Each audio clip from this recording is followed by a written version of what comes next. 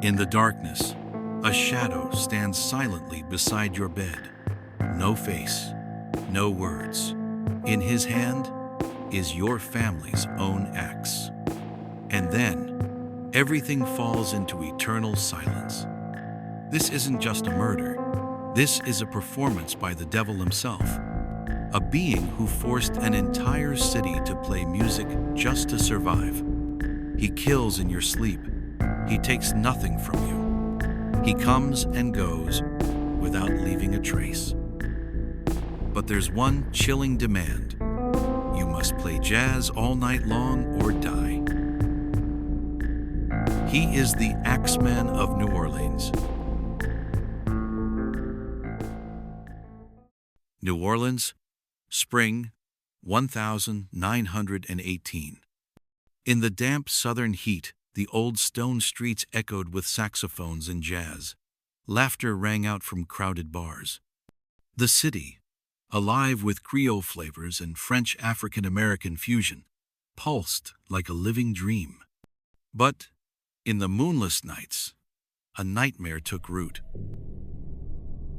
On the morning of May 23, 1918, Joseph and Catherine Maggio were found brutally murdered in their small home.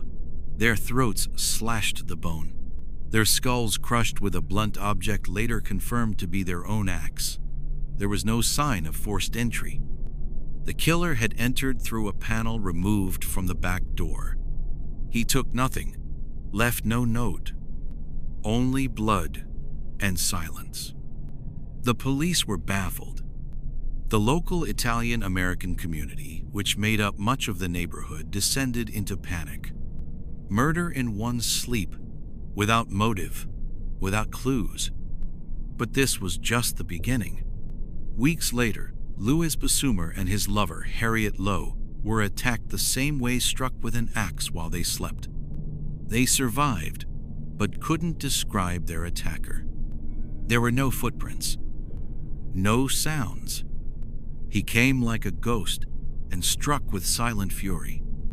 The newspapers gave him a name, the Axeman. No one knew who he was. No one knew why he killed. And then he began writing letters. In one letter to the Times-Picayune, the killer declared, "I am not a human being. I am a spirit from the hottest hell, a companion of the devil and of jazz." He claimed he would kill again unless, on the night he chose, every household played jazz music. And the impossible happened. The city played music. Hundreds of bands performed through the night. Homes left their radios on until sunrise. New Orleans transformed into a terrified symphony, playing for their lives. The city realized this wasn't just a thief, not just a murderer, but a presence, something between reality and nightmare, walking among them with an axe and a soundtrack. If you've ever been to New Orleans, you've felt it. A city that doesn't quite belong to this world. It floats between the realms of life and death, of Catholic saints and voodoo spirits, of jazz and darkness. In 1918, New Orleans was not a city of glamour. America had just emerged from World War I, wounded, weary. The Spanish flu pandemic raged on. Police forces were understaffed. The city expanded rapidly, but unevenly. Immigrant workers, especially Italian Americans, crowded into damp tenements, where crime and opium crept like swamp fever. And then the Axeman came. He wasn't a screaming lunatic. He didn't break down doors. He unscrewed a small panel from the back wall, slipped silently into the sleeping home, found an axe, usually their own, and ended everything. No scream, no struggle, just a moment, a blade, and blood. After the third attack, the city stopped sleeping. Headlines exploded. Murderer in the dark. New Orleans sleeps with the devil. People began reinforcing their doors, buying guns, hiding their axes. Some wouldn't sleep without music playing. Jazz bars were packed. Music became a kind of talisman. But the strangest moment was still to come. The letter. On the 13th of March, 1,919 newspapers received a long, chilling letter, said to be from the Axeman himself. I am the spirit of hell.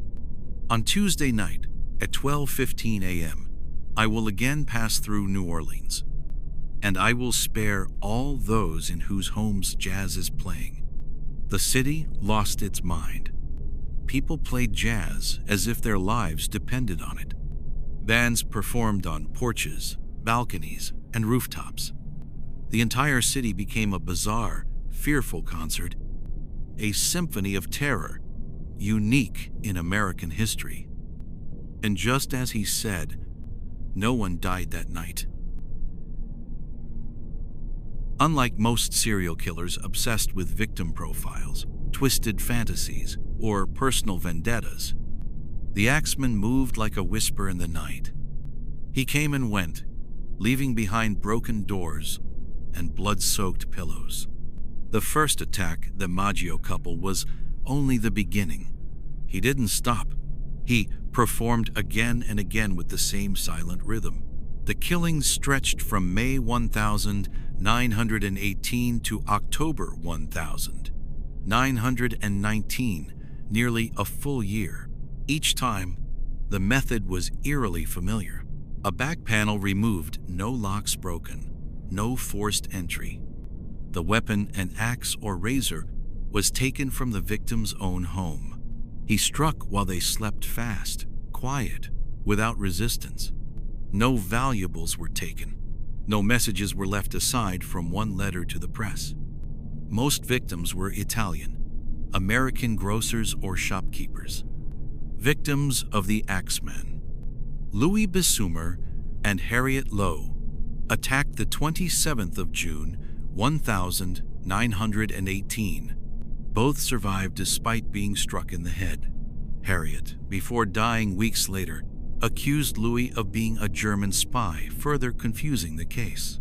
Anna Schneider attacked the 5th of August, 1918. Pregnant at the time, she survived and gave birth to a healthy child, but she remembered nothing. Joseph Romano, an 80-year-old man struck with an axe in his own home, died days later. His nieces, who lived with him, described a large man in black with a soft-brimmed hat. Mike Pepitone, the final known victim, attacked the 27th of October, 1919. His wife described the scene. The entire room was covered in blood. I didn't see his face, but I heard footsteps vanishing into the dark. Despite the efforts of local police and the early FBI, the Axeman was never identified. No forensic trace. No credible testimony. No one was ever convicted. In total, 12 attacks, 6 deaths, countless lives altered. But the psychological toll was far worse. The entire city lived under what some called a rhythmic fear, where jazz became a survival signal, and each night's sleep felt like a game of Russian roulette. Then it stopped. No reason. No warning. After October 1919, the Axeman vanished. No more murders. No more letters. Nothing. As if he had simply finished his symphony. What made the Axeman case immortal in American crime lore wasn't just the blood or the eerie letters. It was the chilling truth that no one ever knew who he was. During the 18-month investigation, police interrogated hundreds, arrested over 20 suspects, but all were released due to lack of evidence. The case unraveled into a chaos of rumors, conspiracy theories, and fear. Most notable suspects: Joseph Mumfree, a former convict linked to organized crime who had threatened members of the Italian-American community. After Mike Pepitone's murder, Pepitone's widow claimed to have seen Mumphrey near the crime scene. Years later, she shot Mumphrey dead in Los Angeles, claiming he was the Axeman. But police could never confirm his involvement. No forensic evidence. No confession. His case was closed as personal vengeance, not proof of guilt.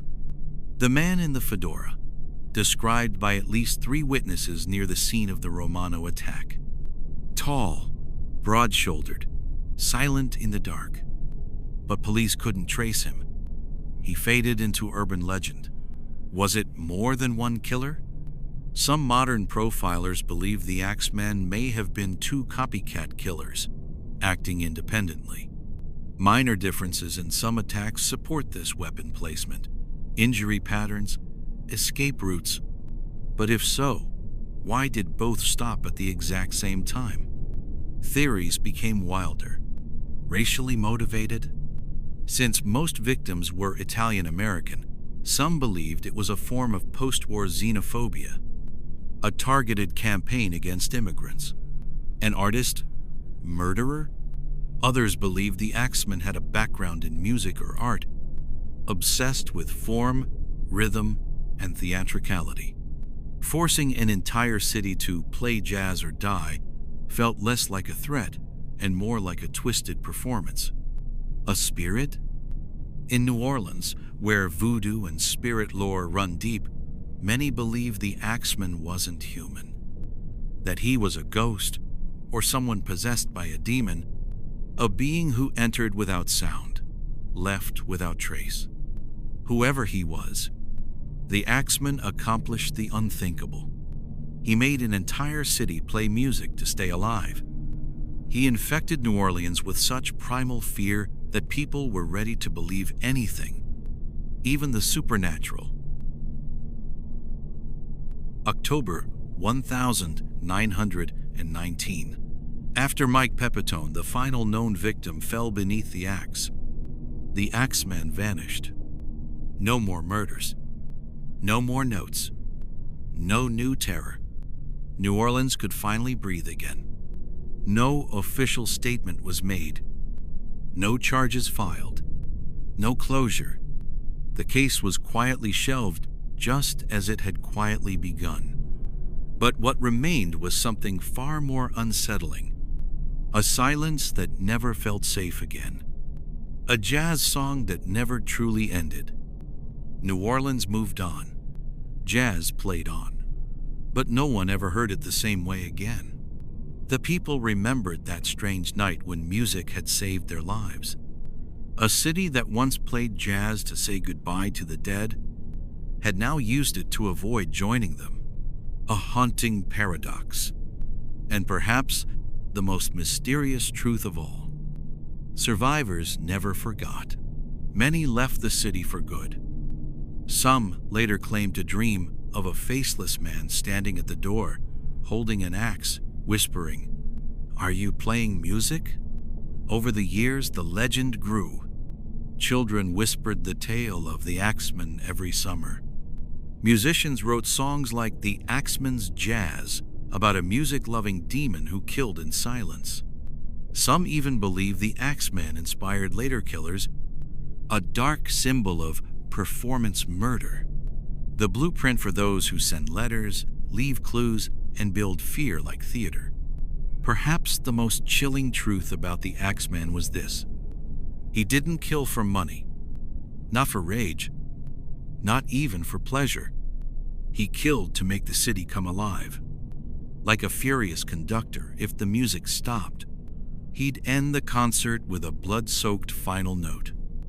And when he disappeared, we were left to wonder, did he die? Or did we just play the right tune? In the Museum of American Crime, there is no portrait of the Axeman, no real name, no biography, only a small plaque that reads 1918, 1919, the Axeman of New Orleans, unsolved, unnamed, unmatched. He needed no face, no fame. He lives in collective fear. in the pounding heartbeat of a city already steeped in magic and ghosts.